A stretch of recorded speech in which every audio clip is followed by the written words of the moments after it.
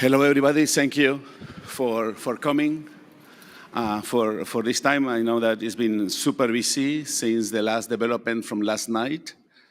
My name is Oscar Soria. I'm a campaign director at Avaaz.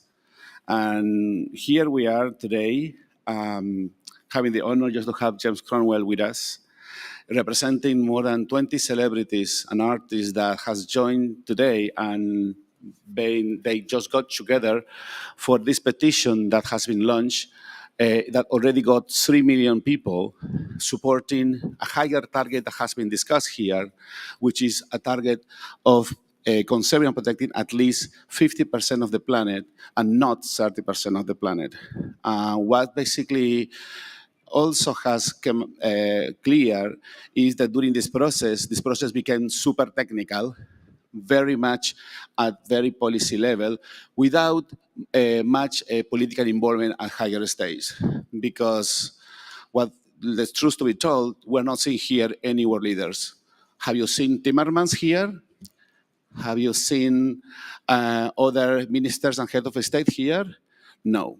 And so that's why a lot of artists has just come together to raise awareness and just come to the rescue, because even if you see the actual media coverage is very poor, it's very small, and we need just to raise the bar, we need to raise the awareness, because once we raise awareness, we raise also the pressure and the accountability of governments. And in particularly, I wanted just to also mention today that we have put a full-page advertisement calling on President Macron to come to Montreal instead of going to Qatar. And this was basically something that was published in Le Figaro, and we also published in Libération. We believe that if so-called world leaders that are bragging about being a nature leader, they should stay here and not just going to Qatar. This is not a game.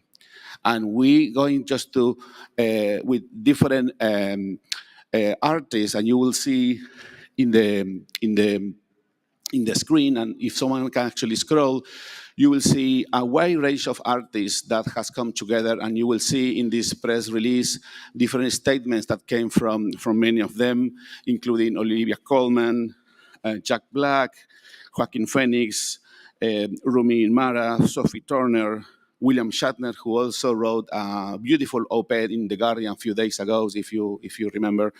Of course, James Cromwell, who is with us, and he's going to speak a little bit about the cultural implications of raising awareness of this. June Raphael, Andy McDowell, Alicia Silverstone, Christine Bauer, Mia, Frances Fisher, Dominic Monaghan, Gregory Harrison, Eva LaRue, Alexander Skarsgård, and many others.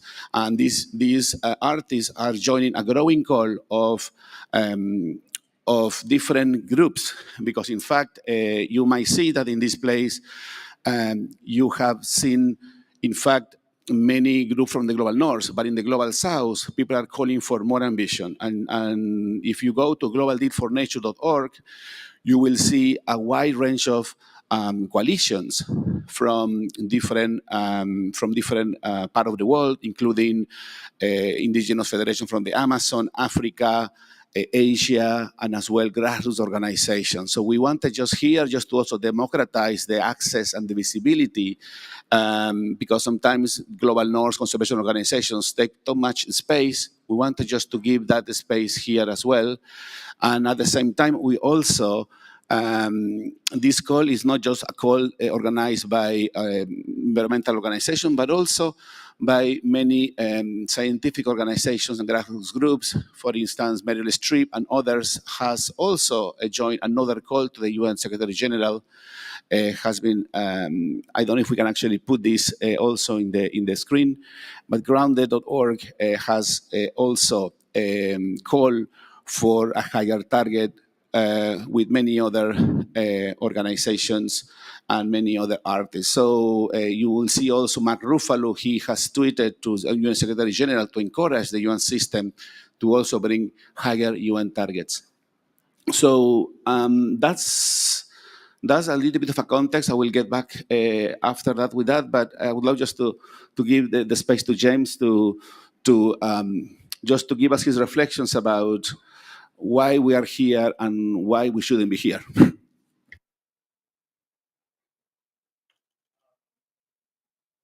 Thanks. This is the first time I've ever attended a conference like this. I've been to political conferences and conventions, but this is extraordinary. The amount of organization, the size of it, the number of people attending. What I find perplexing is how little seems to be accomplished. I've followed COP after COP.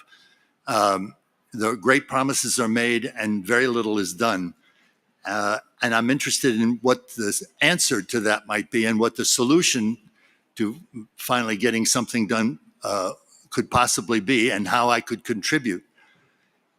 In my opinion, we live in a toxic culture. Capitalism is a cancer that metastasized from its origins in Europe and now covers every aspect of our lives over the entire globe. It is rapacious, it is cruel, it is destructive, and it does not work. Obviously, people say, well, here we are in this beautiful place and with all the stuff that we have, and we have a lot of stuff, but it's not working in that our institutions are not addressing the needs, not only of the people of the community, but also the air, the water, the other sentient beings on the planet are not being served. In fact, they're being killed. We're in now the sixth mass extinction, which is brought upon, it's the Anthropocene extinction. It's brought upon by humans, not by an asteroid, not by volcanoes. It's brought on by the stupidity and the unwillingness of human beings, mostly white human beings, to take responsibility for what they've created. What they have created is a goddamn mess. Now, something should be done, and it isn't getting done, and that means that something is wrong in the thinking. To my mind, you have to change. We're not going to have a different circumstance unless we change the minds that address the circumstance. I think it was Einstein who said you cannot solve a problem using the same mind that created the problem. That's what we're doing. We're using that part of our mind, the reptilian brain, the fight or flight, the part of our brain which seeks to aggrandize everything to the leadership of a nation, to the powerful, to the rich, and leaves the rest of the people and the planet to fend for itself. That is, to my mind, the definition of capitalism. I worked on the Pine Ridge Reservation in South Dakota, which is a reservation for the Oglala Lakota, and they have a saying, which is Matakio Oyasin, which means we are all related. That means not just people, we are related to each other, obviously, because we're human beings.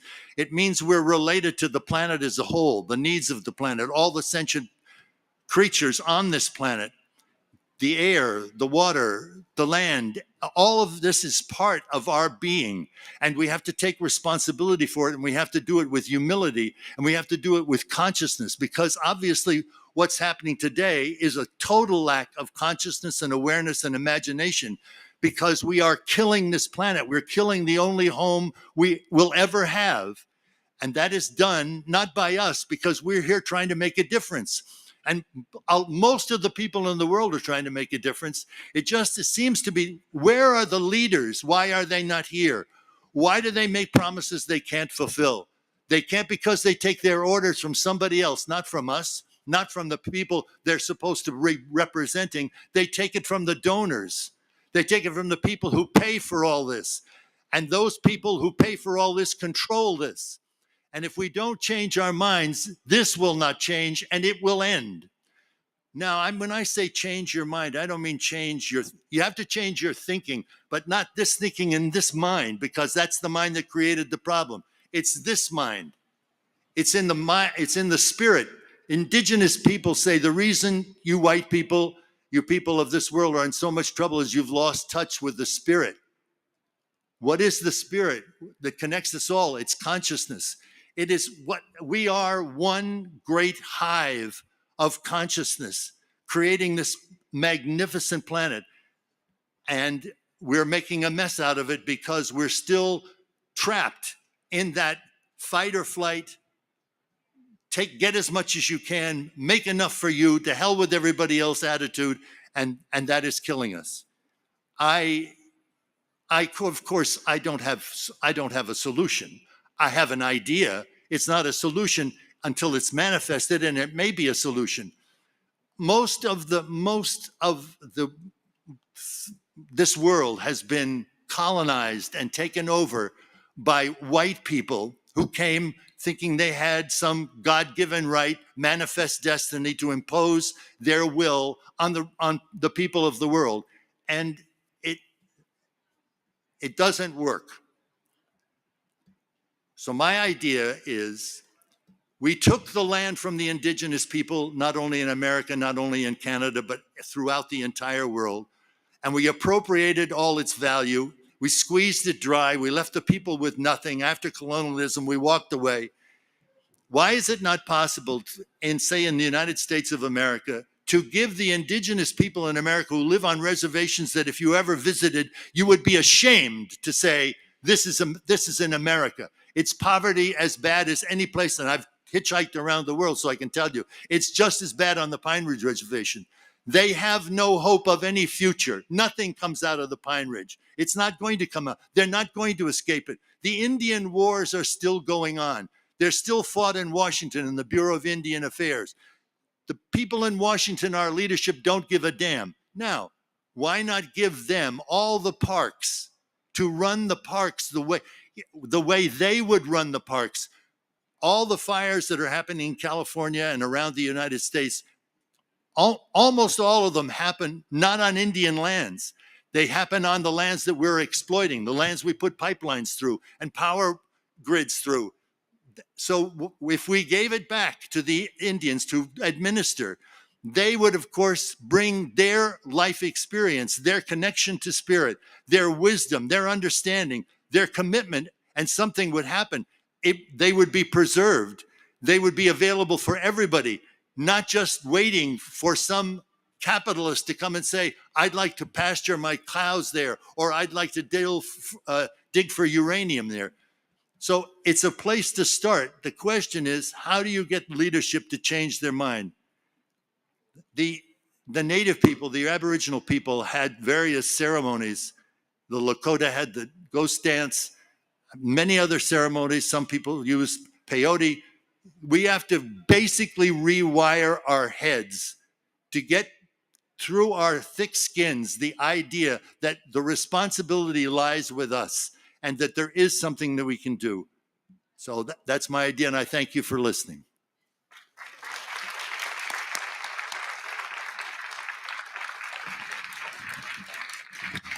So thank you, James, for this unscripted. This is how we wanted just to do here, the model of activism. No script, no pre-talking points, just come and speak from the heart. And I think this is something that we would love just to see from negotiators in this room, that they just come here not as negotiators, but as fathers, as mothers, as people with humanity that can actually bring solutions for all of us, for this big family, that right now we are facing an ecological emergency that unfortunately is not seen with this emergency from world leaders. I would love just to open some questions. I just don't know who is gonna have, where is the microphone? And then we just open the microphone for, as we have one person there, yes? Thank you so much for that. I just had a question about beyond fame and awareness and numbers, what do you think the creative world, art, culture, film, what role do you think they can play in changing the minds and hearts of world leaders? The name of this organization is The Voice. What is lacking for Aboriginal people, for Native Americans, and was a very short time ago true also in the South, because I was in the civil rights movement and was toured in Mississippi, Alabama, Tennessee, and Georgia. People didn't have a voice. They couldn't express themselves. They couldn't convey their understanding about how things were and how things ought to be. So what happens when you have celebrities, people stick microphones in your face and ask you questions and you get a chance to answer. I feel it's my responsibility to answer for them because they can't be here. And if they're here, they're usually excluded. So we are a voice. I try to have as much understanding as I can of the issues. I participate as a father, as a grandfather, as a human, as someone who will mourn the loss of all the things of beauty that have been created for over the last 10,000 years, that are there as a memorial, as a testament to what we are capable of when we cooperate with each other, when we listen to each other, when we serve one another. So basically, that's what it can do. Some of us, not me particularly, but some of us are incredibly articulate in the moment, and people tend to listen because they recognize the person and they want to know what that person has to say, and they might take it a little more seriously than if it was just somebody coming off the street. I just wanted to have a little bit of breaking news. So we learned from our people that our delegation might be excluded from this place because we are showing this advertisement from Liberación that has been put, that we're basically calling on Macron to come here to Montreal and not stay in Qatar for this World Cup, not for the World Cup, but this World Cup on biodiversity. And we are in understanding that some delegations are not happy with this advertising and they want just to debate us. I wanted just to basically give that a heads up. Hopefully that's not going to happen, but I wanted just to give that heads up to some of our people here and also to the media. And hopefully we can keep talking, keep speaking truth to power in a way that is respectful, in a way that we really bring the conversations here, and hopefully we will basically be staying here, speaking freely, because this is what we need to do. The UN is a multilateral forum in which we need just to express our disagreements, and there are ground rules, and we are still standing by those ground rules that are here, and that's why we hope that both the host country and the presidency are still allowing civil society to speak up freely. Sorry, you have any other questions? So I want to ask to James, or to both of you, like how can we like make this conference without the pressure of the companies that at the moment are the priority to, guide the conversation? Network. Getting together with other people of like mind who are doing things, find out the solutions that they've come up with, the techniques that they use to access power. My issue was at one point frack gas-fired power plants, and we did everything. This is in New York State, in a place where I live, on the other side of the river, and we went to jail, we went to prison, we marched, we picketed every week, we sat in at the governor's office, and we petitioned the regulatory agencies, both in Washington and in Albany, and nothing happened. That power plant was built by corruption. The corruption was punished. The right-hand man of Governor Cuomo was sent to jail, and they still do not have an air permit, and they are still functioning as a gas-fired power plant. So I said to the group, we have to find something else to do. We have to raise the stakes. Now, what raising the stakes is, sometimes it's getting arrested, sometimes it's marching, sometimes it's protesting like the people in Iran and other places where your life is at stake. And sometimes it's by boycott. And there are lots of solutions. You try them all until you find the one that works. The fact is that the power resides with the people. It does not reside with the leaders. They depend upon us to be subservient to what their wishes are and to listen to them and accept their truth, which is not necessarily the truth. So you have to speak truth to power. And that's what happens. And then it works. And it will work. Any other questions? We have one there, and then we have another one there. Hello, I'm Ayşegül Dinçgök from Turkey. Nice to meet you. We have all the same way of thinking, how you are protesting or speaking openly. During the pandemic, I'm an underwater photographer, and I was thinking, what can be my network?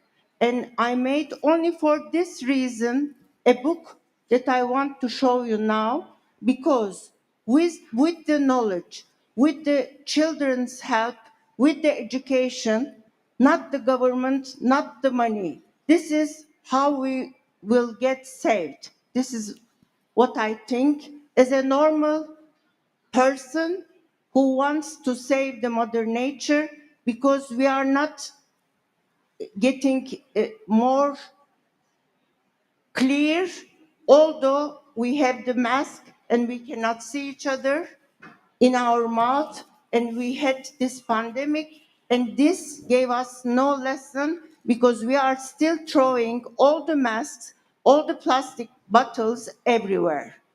We are punished and getting still punished, and nobody but us, we can get helped.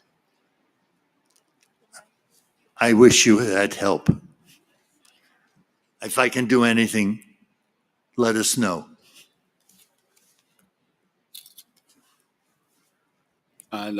He mean it. He's been arrested like 7 times. So we have someone there, and then go back here. Oh, hi. Issam Ahmed here from AFP. For Oscar, could you just clarify who was putting on pressure to have Avaaz excluded, and what's the status of that? And just for James, then, could you talk more about the power of disruptive protest, and do you think that's the need of the hour? Thank you. So we do understand, and I'll just get back to you on more specifics, that the Canadian team has been just checking our badges to some of our people on the ground. But we'll get back to you with more information, because we are still also trying just to find. We also, there was 2 people, unidentified people that has been also trying just to take photos of our badges. And usually that's what we have seen in other parts of the world, such in Egypt, in the COP27, where people speak truth to power, then, take the photo of the badges, and then they get the badge. But this is a developing story, and then we'll get back to you with more information. The only action that I ever did like that was when we shut down Washington during the Vietnam War. It began very peaceably. There were 150,000 of us on an island just south of the White House. We had our own police force. We had our own courts. We had working groups figuring out how we're going to address this. How do we get Nixon's attention, et cetera. And then the permits to march were rescinded, and we couldn't march. So the women said, well, that applies to the men's march, but doesn't say anything about the women's march. So they decided to march. So they were in the vanguard, and they all 150,000 people marched. And of course, the police had a technique. They ran their motorbikes into the back of the march to push the march forward. And then they had a barrier at the top of the road. And when we got there, they started hitting the women, beating the women, in order to drive a wave back and have the whole march disperse. And from then on, it just got madness. When we finally went back to we were arrested along with 45,000 other people who went to the JFK Stadium. I didn't. I was one of the first arrested because I attacked a cop. and they put us in jail overnight, and then we were sprung because we were expressing our constitutional right to voice our opinions. Then they started to disconnect cars on all the freeway entrances into Washington, park them sideways and pull out all the electrics. Then the police started to use tear gas. So it escalates. What happens when it escalates, of course, is that there is a risk. One of the risks is that you alienate people who believe that change comes by just being polite and asking, because that's not the way change happens. Change happens first in here, first in your heart, and that part of that is commitment. I will do what it takes to get this job done. I am not stopping until it's finished. And it does work. It sometimes gets bloody. It sometimes gets brutal. It sometimes winds up that some 13-year-old child gets killed on the roof in Gaza for no reason whatsoever, but that the sniper decided that he was going to take the life of a 13-year-old girl. But it's not stopping the Palestinians, and it shouldn't stop us.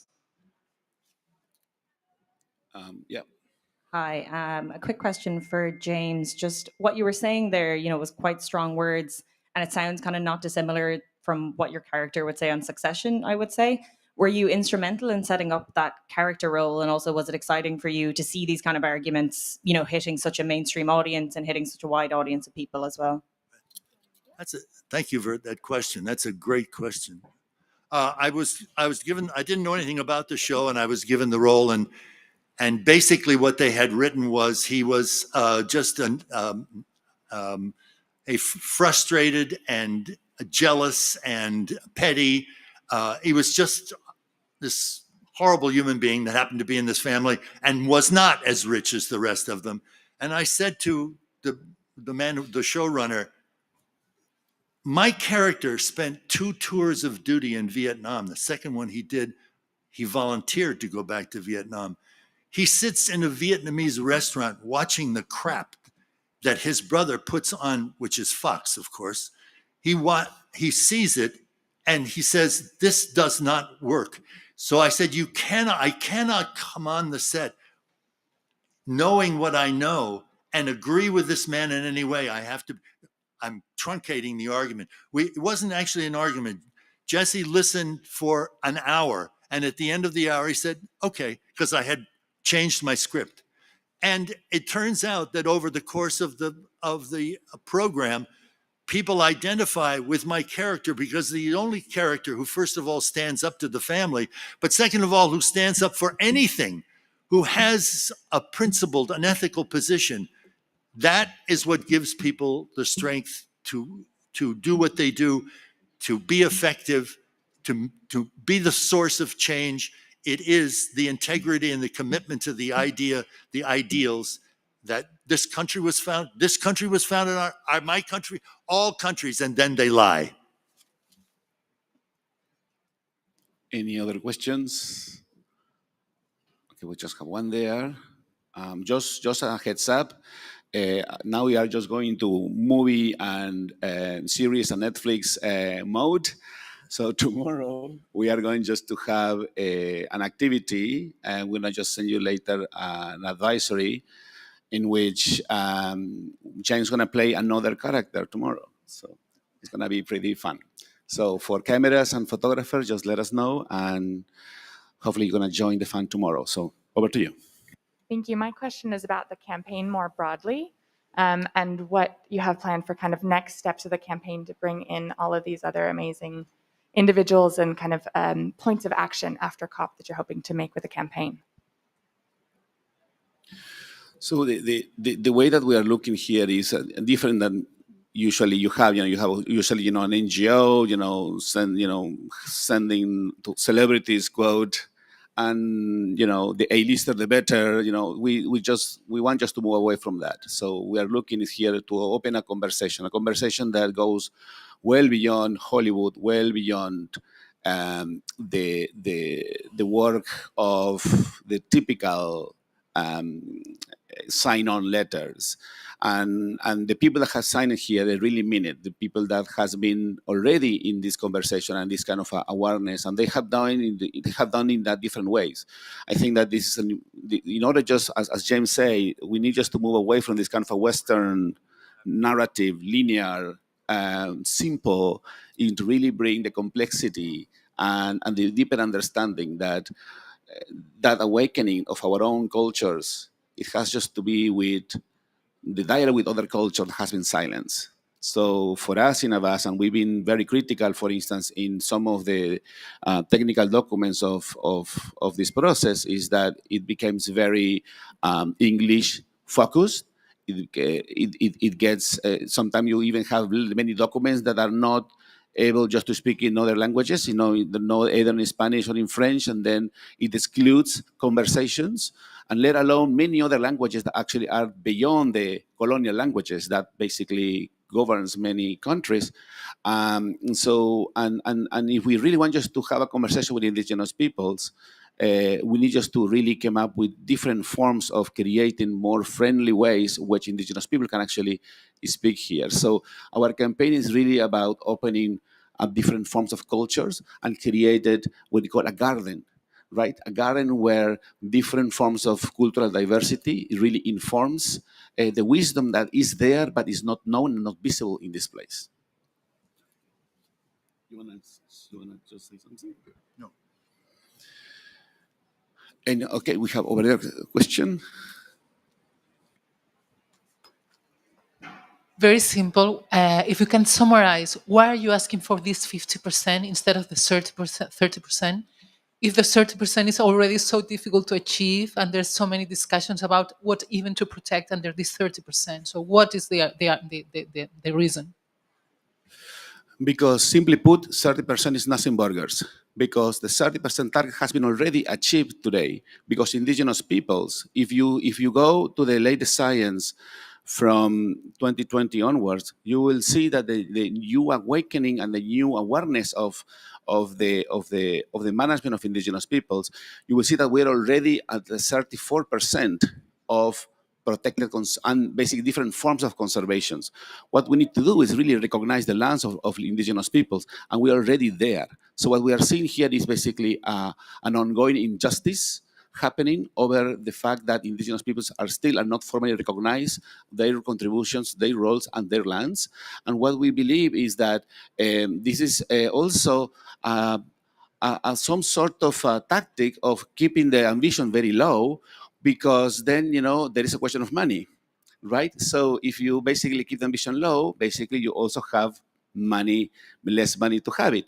And that's why we believe that the so-called high ambition coalition should either just put a higher target for up to at least 50%, or just change their names and be the at least ambition coalition. Because in the end, that's basically what they're advocating for, is at least 30%.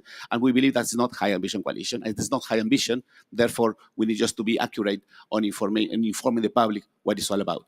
I think we are just pretty much close now. If you want just to have a huddle, we can just do it outside this press room. Thank you very much. Thank you.